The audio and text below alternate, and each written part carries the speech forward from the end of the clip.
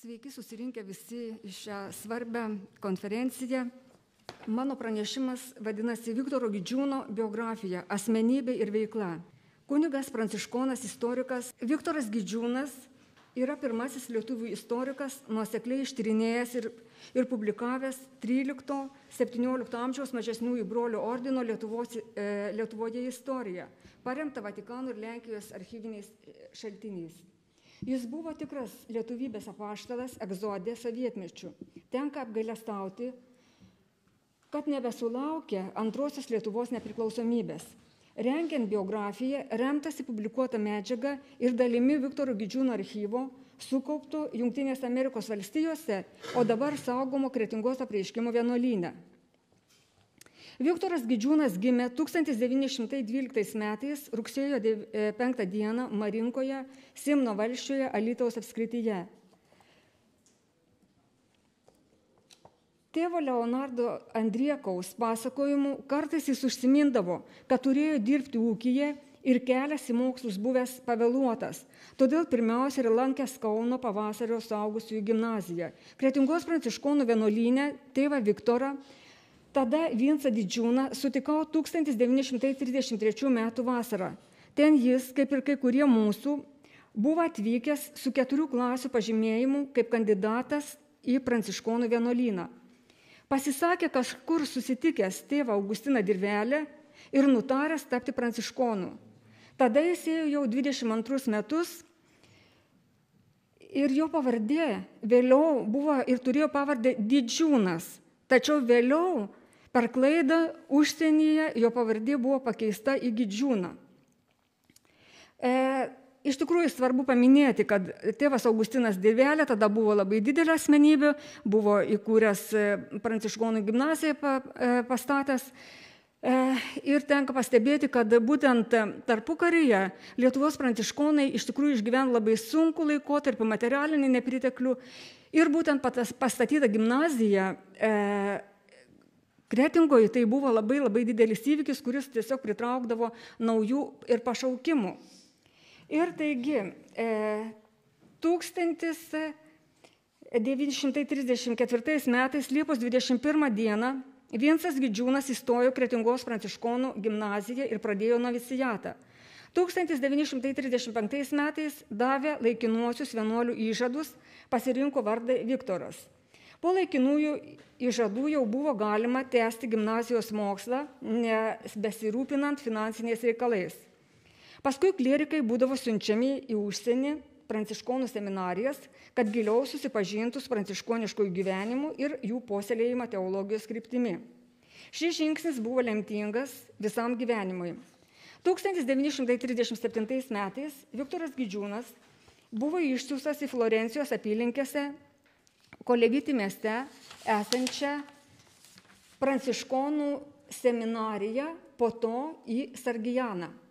Kunigystės šventimus gavo Antrojo pasaulinio karo metu 1940 metais, birželio 2 dieną Italijoje. Negalėdamas grįžti į Lietuvą, jis iš pranciškonų ordino generalinio ministro gavo leidimą 1941-1945 metais studijuoti Romos popiežiškajame Švento Antano universitete. Studijoms pasirinko bažnyčios istoriją. Mokydamasis Romoje, lietuvių bendruomenėje, reiškėsi kaip visuomenininkas, rūpinosi studentų ir pabėgėlių buitimi. Ten sutiko garsų pranciškonų istorijos profesorių, belgą tėvą Livorijų Oligerį, plačiai žinoma moksliniais reikalais ir gerai istoriko erudicija, kuris jam padarė didelį įtaką. Profesoriui Livorijų Oligeriui vadovaujant, jis parašė ir apsigynė disertaciją Mažesnieji broliai Lietuvoje 1245-1507 metai. Jam buvo suteiktas istorijos mokslų daktaro laipsnis. Apsigynęs doktoratą, tėvas Viktoras Gidžiūnas jau galėjo vykti į Jungtinės Amerikos valstijas. Ir čia prasidėjo jo naujas gyvenimo etapas, bet jau Jungtinės Amerikos valstijose, kur jau nuo 1941 metų iš Lietuvos pasitraukę pranciškonai kūrė savarankišką vienuolinį vienetą. 1946 metais jis atvyko į Jungtines Amerikos valstijas, kur po keletos metų ypač buvo suaktyvėjusi kultūrinė, tautinė, mokslinė veikla. Tada, kai iš Europos tremtinių stovyklų imigravo Lietuvos šviesuoliai. Pranciškonams teko organizuoti lietuviškos periodinės spaudos leidybą, steigti mokyklas, reikėjo naujų specialistų, redaktorių ir mokytojų. Viktoras Gidžiūnas 1949 metais dar studijavo Harvardo universitete. Dirbo pranciškonų įkurtoje berniukų gimnazijoje, vėliau lietuvių literatūrą ir kalbą dėstė New Yorko Fort Hudno universitete.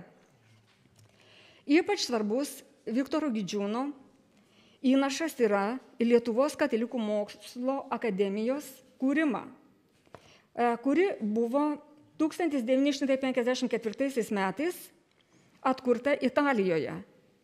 Romoje susitelkė istorikai, tokie kaip Ivinskis, Rabikauskas, Krasauskas, Jatulis, Gidžiūnas, Vaišnora ir kiti, ir tapo Lietuvos katalikų mokslo akademijos atkūrimo branduoliu.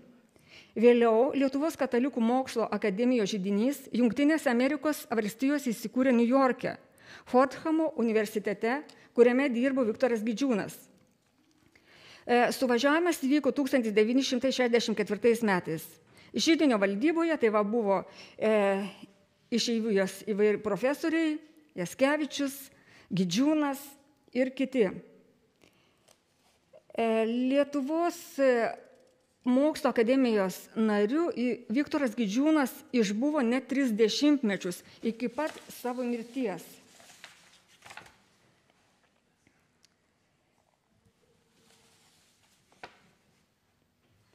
Viena didžiausių Gidžiūno svajonių buvo išleisti Amerikos lietuvių katalikų istoriją.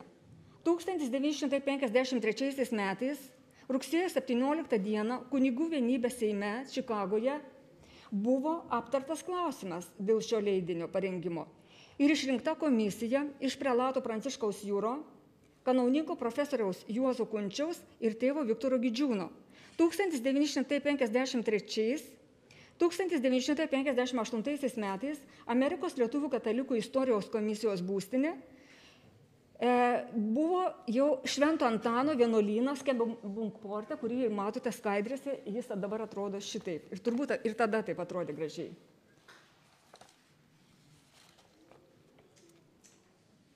Veikalo turinys minėto turėjo apimti ne tik įvairias Amerikos lietuvių katalikų gyvenimo sritis, bet taip pat jie buvo nusprendę taip pat surinkti būtent ir Kanados katalikų lietuvių istoriją. Buvo surinkta ypač daug medžiagos, vertingos, tačiau būtent šis darbas liko nebaigtas.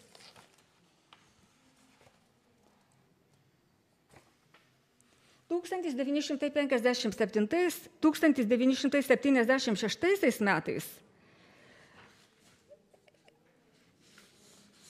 tėvas Viktoras Gidžiūnas bendradarbiavo su italų pranciškonais, Bonaventūros kolegija Romoje, leidiniu Acta Francescana Historicum ir viena svarbiausių jo kaip istoriko veiklų buvo archyvinės medžiagos rinkimas.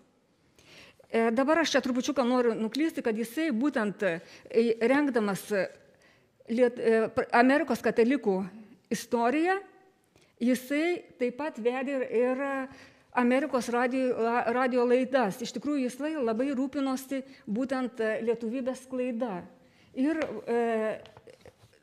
čia jūs matote tekstus būtent tų radio laidų išlikusius jo archyve.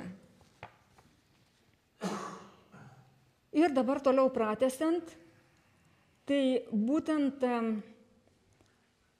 išlikusių laiškų pagalba galima suvokti nelengvą istorinių archyvų kopijų rinkimo realybę, nes eilę metų vyko susirašinėjimas su Romos pranciškonais dėl Krokuvos Bernardinų archyvo saugomos medžiagos, kopijų ir istorinių knygų atgabenimo į Ameriką.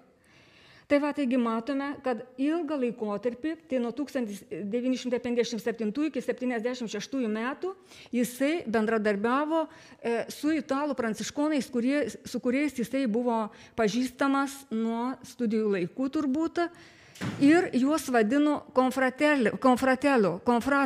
Jie buvo kaip konfratrai pasivadinę. Tai jie visi buvo pranciškonai, observantai ir jie buvo sukūrę tokią tiesiog kaip ir bendriją. 1957 metais lapkričio 21 dienos laiške tėvui Klemensui Šmit Viktoras Gidžiūnas rašė: Mielas tėve Klemensai, nežinau, kada aš tave išvesiu iš kantrybės dėl tų visokių savo reikalų, šaltinių ir žinių lasinėjimų, bet tu, manau, mano reikalus supranti ir dėl to mielai padedi. Būtų gerai, jei tas biznis su Lenkais dėl knygų ir rankraščių išdegtų. Gaučiau pirmeilius šaltinius, kuriais niekas iš lietuvių dar nesinaudojo. Prašau visus ištisai fotografuoti ant mikrofilmų ir siųsti tėvui Kmi į Romą.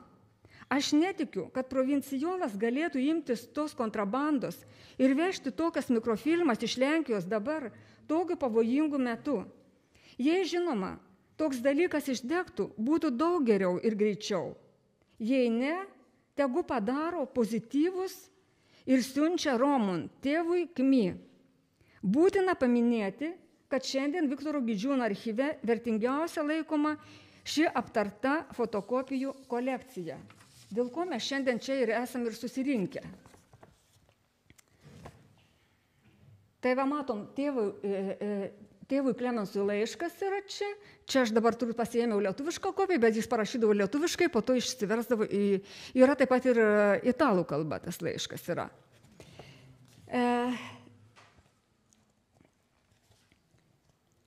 Nors Viktoras Gidžiūnas pasinėrė į lietuvybės puoselėjimo veiklą, istorijos studijos, mokslinį darbą, tačiau su uolumu ir atkaklumu ėjo jam paskirtas pranciškonų ordino pareigas. Pasireiškė kaip puikus pamokslininkas ir vadovas. Jis buvo įvairių pranciškonų vienuolynų – Kennebunkporte, Bridževilyje, Brukline vyresnysis, provincijos sekretorius, provincijos patarėjas, o 1958–59 metais, va šitam 3 metų laikotarpiu, buvo išrinktas lietuvių pranciškonų provincijolų.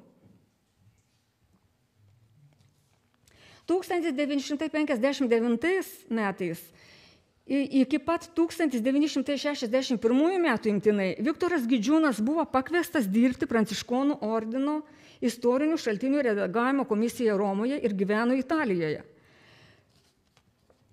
Sugrįžęs į Ameriką, gyveno Bruklino pranciškonų vienuolyne. 1962–1984 metais redagavo čia šiame vienuolyne Švento Pranciškaus varpelį. Kurį laiką buvo Amerikos pasauliečių pranciškonų tretininkų vadovų ir paskelbė medžiagos skirtos pasauliečiam pranciškonam, taip pat bendradarbiavo Lietuvių enciklopedijoje ir taip toliau. Ir dar toks yra įdomus faktas, kad būtent jam gyvenant Bruklino vienuolyne 1976 metais Venecijos pranciškonų provincijos postulatorius tėvas Kandido Riomerį kreipėsi į Viktorą Gidžiūną dėl iki 1863 metų buvusio mažesniųjų brolių ordino Lietuvos Švento Kazimiero provincijos brolio tėvo Adriano Osmalovskio, kuriam buvo pradėta beatifikacijos byla Vatikane.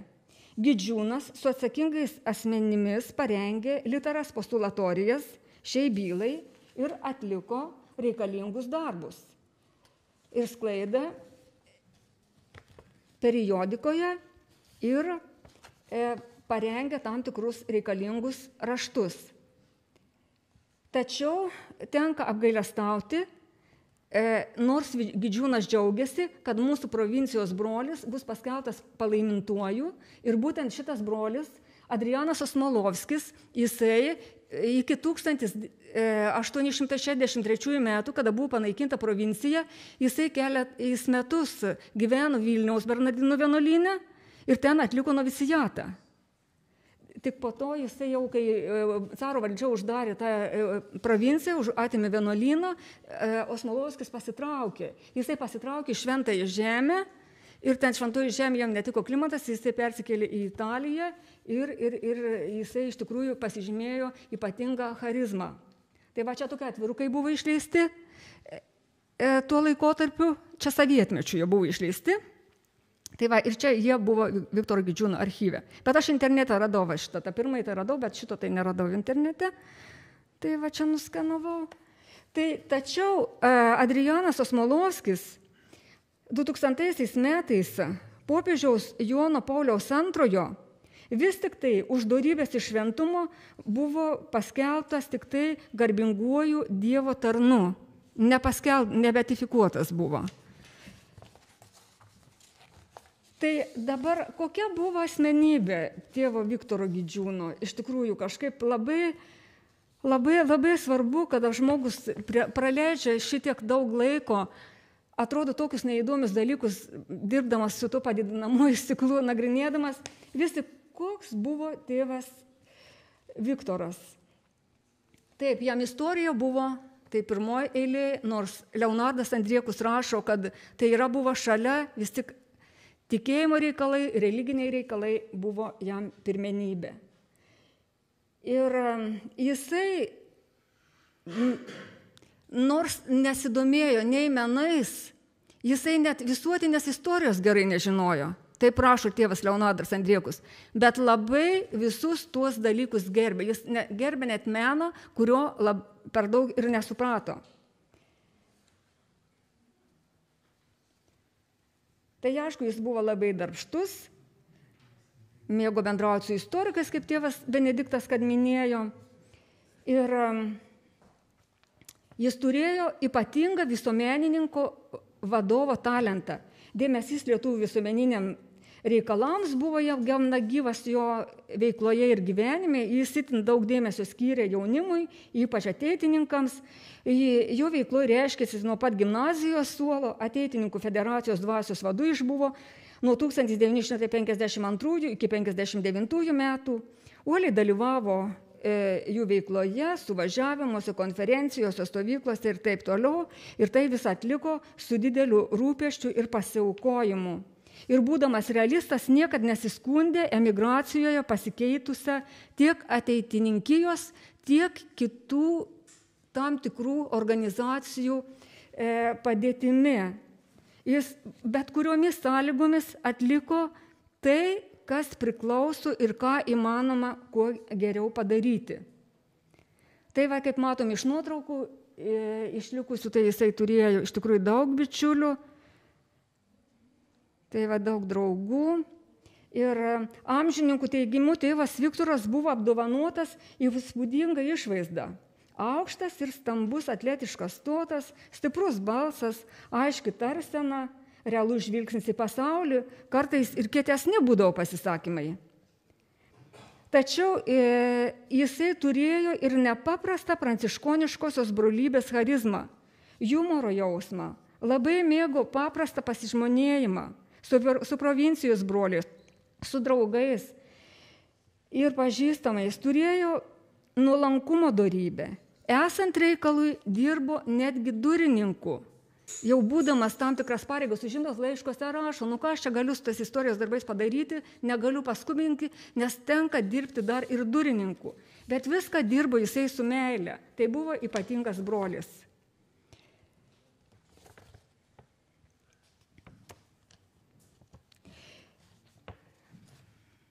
Tai čia va matom tokį gražų laisvalaikį.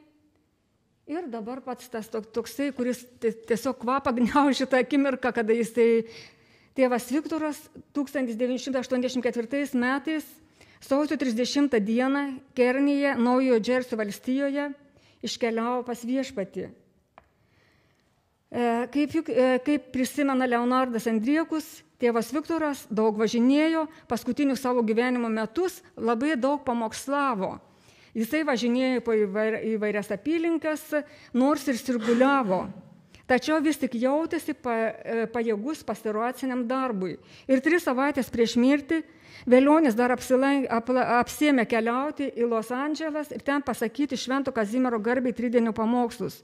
Nors savaitę prieš mirtį jis savo norų ryžosi įvykti taip pat ir į Kernį, lietuvių parapijų patalkinti kunigams. Tačiau iš ten į Bruklino pranciškonų vienuolyną jau nebegrįžo. Ištikta širdies priepuolio, užgeso Kernį, West Houstono ligoninėje ir daugeliu atžvilgių palikdamas nejaukią tuštumą. Tai prašė Leonardas Andriekus. Tai jeigu Viešpats būtų prailginęs gyvenimą, ir čia galima dėti daugtaškį, aišku, dar daug darbų būtų atlikęs. Ir visi jo darbai, ką jisai paliko, ir visi veikalai, ką jisai parašė, tai yra dieviškos tiesos atšvaitai mums, tai prašė tėvas Leonardas Andriekus. Gidžiūno palikimą galima, būtent mokslinis palikimas, moksliniai veikalai, tai yra svarbiausia. Tai pirmosios knygos buvo lotynų kalba, apie mažesniuosius brolius Lietuvoje, disertacijos pagrindų parengta 1245–1517 metais, toliau apie mažųjų brolių misijas Lietuvoje 13–14 amžiuje. Viena irgi svarbiausių knygų yra legendariškai pranciškonų kankiniai Vilniuje, lietuvių kalba išėjusi, apie mažųjų brolių observantų pradžią Lietuvoje, lotynų kalba, apie mažųjų brolių observantų gyvenimą ir apaštalavimą Lietuvoje 15–16 amžiuje buvo ir lotynų, ir lietuvių kalba išėję. Ir vienas ir svarbiausių, taip pat ir buvo nebaigta knyga, nebaigtas mokslinis veikalas, tai yra Jurgis Ambraziejus Pabrėža monografija, kurią 1993 metais išleido Katalikų mokslo akademija Romoje, o spaudai parengė profesorė Irena Vaišvilaitė. Tai praėjus po 10 metų po Viktoro Gidžiūno mirties. Jis buvo ir dvasinės literatūros autorius. Tai matome knygas, Šventasis Kazimieras, čia viena iš tų pirmųjų, po to pasauliečiam pranciškonam rašė įvairius dvasinius veikalus. 3 Švento Pranciškaus ordinas, Švento Pranciškaus dvasios spinduliavimas, buvo straipsnio autorius, bendradarbiavo lietuviškose leidiniuose, Lietuvių katalikų mokslo akademijos metraštyje, Aidai, Ateitis, draugas, darbininkas, tėviškai žiburiai, Lietuvos enciklopedija, Italijos pranciškonų spaudoje, Bonaventuros universitetui rengė straipsnius iš teologijos, rašė įvairias recenzijas, parašė net apie savo gimtinę, iš Simno istorijos, publikavo leidinyje Lietuvos katalikų mokslo akademijos metraštyje ir taip toliau. Ką šiandien galim pasakyti apie Viktoro Gidžiūno archyvą? Archyvą sudaro 3 dalys. Tai yra mokslinė biblioteka. Mokslinėje bibliotekoje iš tikrųjų jis kaupi daug istorinės medžiagos ir čia mes nuotraukoje matome, ten tarptų visų archyvinių bylų, matome, ten yra toks žymus veikalas pranciškonų analai. Jų, aš nežinau, bibliotekos, gal čia Lietuvoje ir vieninteliai vietoje yra, tai yra visa pranciškonų, visi dokumentai, kurie yra suregistruoti, būtent šitie čia atkeliavo į Kretingos vienuolyną.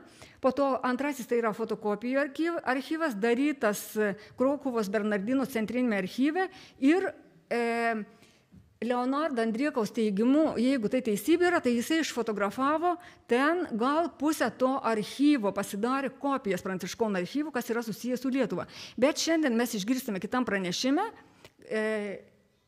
gerbiamų vaivados pasakys iš tikrųjų, kiek ten buvo padaryta. Ir toliau yra 3, tai yra rankraščiai. Tai yra veikalų tekstai, protokolai, užrašai, tekstai radijui ir taip toliau. Iki 1993 metų buvo saugomas Kennebunkporto vienuolyne, nes Bruklino vienuolynas buvo kažkaip tai uždarytas, viskas perkeliavo į Kennebunkporto vienuolyną ir šiuo metu šitas archyvas yra deponuotas Kretingos apreiškimo vienuolyne ir Alka archyve Putname. Čia dabar toks dalykas buvo, kad aš bandžiau 2 kartus susisiekti su Alkos archyvu, nes aš matau pas juos, kad jie yra į savo paskelbę savo tinklapyje, kad saugo kažkokią dalį Gidžiūnų archyvo. Tačiau ten ir nieks neprašyta, tik parašyta, kiek ten vienetų yra saugoma. Jokio laiško negavau ir iš tikrųjų visiškai nežinau, kas ten gali būti saugoma. Tai va, čia toks klausimas yra. Ir man labai labai gaila, kad taip tas archyvas yra išblaškytas. Net į tie rankraščiai yra jie, kažkas yra, kažkokios tarpo nebėra ir kažko vėl ten nebėra. Vat neaišku, nes iš tikrųjų juos gal būtų galima į vieną kolekciją kažkaip surinkti, kad būtų vienoje vietoje. Arba Alkos archyvas, kad jisai tiesiog skelbtų viešai, ką jie saugo. Bet aš dabar kiek žinau, kad Alkos archyvas dabar yra perėjęs Lietuvos katalikų mokslo akademijos žinion. Tai vat ir čia dabar toksai gaunasi, kad bet gal kažkaip išsispręs ateityje visi tie dalykai. Tai ačiū labai už dėmesį. Atsiprašau už kažkokias galbūt klaidas ir labai gal norėtumėt užduoti klausimą kokį nors. Ko nors paklausti, jeigu sugebės atsakyti.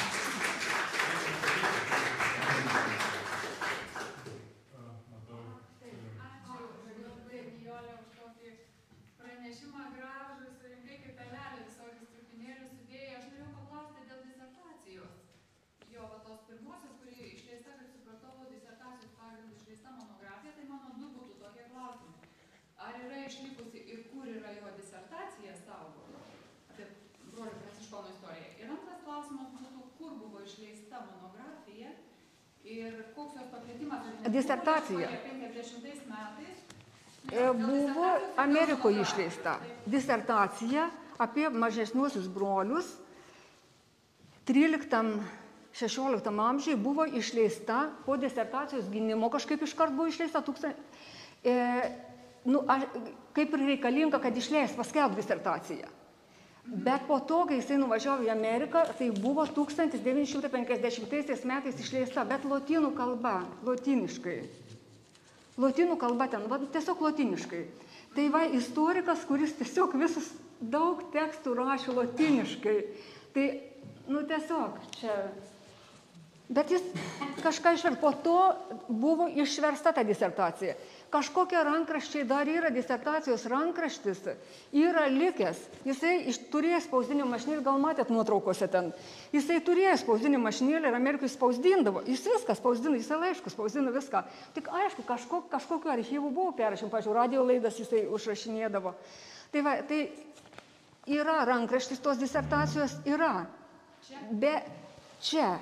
Taip, Kretingos vienuolynai yra, bet jis yra lotynų kalboje. Taip, yra. Aš norėjau čia įsidėti, aš turėjau nusiskanavusi, kaip taisė tą disertaciją, bet aš nebenorėjau čia beapsunkinti, nes čia dar daug buvo galima tos medžiagos skelbti, žinokit. Tai va, tai ačiū jums labai už dėmesį.